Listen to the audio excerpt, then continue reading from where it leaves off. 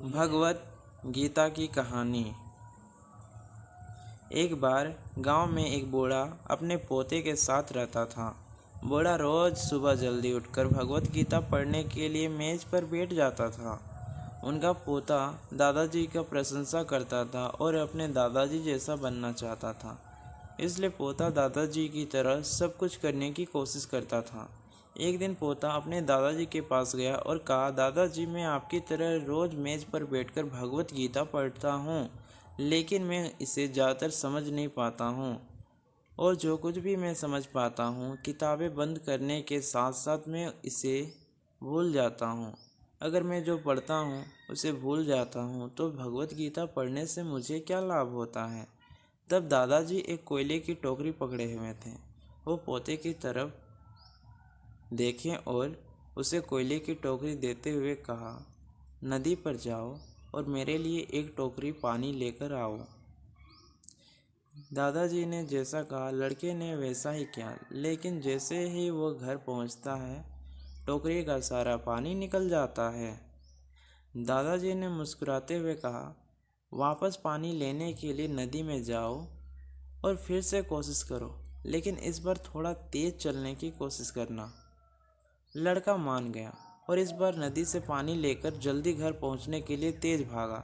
लेकिन इस बार भी घर आने के बाद दादाजी ने देखा तो टोकरी खाली थी। दादाजी ने पोतों को फिर से कोशिश करने के लिए कहा, लेकिन हर बार रास्ते में टोकरी से पानी निकल जाती है और टोकरी खाली हो जाती है। लड़का थक गया और अपने दादाजी को कहा, दूर नदी से टोकरी में लाना पानी असंभव है। मैं आपके लिए पानी से भरे बाल्टी ले सकता हूँ। दादाजी ने उत्तर दिया, मुझे पानी की बाल्टी नहीं चाहिए। मैं चाहता हूँ कि तुम इस कोयले की टोकरी में से ही पानी हमारे लिए नदी से पानी लेकर आओ और कोशिश करो। लड़का जानता था कि यह असंभव है, लेकिन उसने अपने दादाजी की बात मानी और फिर से कोशिश की। इस बार लड़का जितना जल्दी हो सके दौड़ा, लेकिन फिर से टोकरी खाली थी। लड़का थक गया और उसने अपने दादाजी को कहा, ओ दादाजी, इस टोकरी से नदी में से पानी लाना हमारे लिए असंभव है। दादाजी ने उत्तर दिया, तुमको लगता है कि यह असंभव है, लेकिन ज़रा टोकरी को देखो।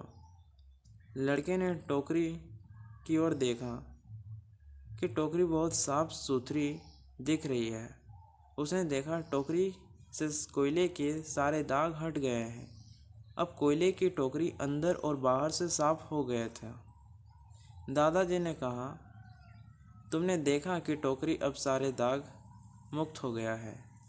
जब आप भगवत गीता पढ़ते हैं तो ऐसा ही होता है।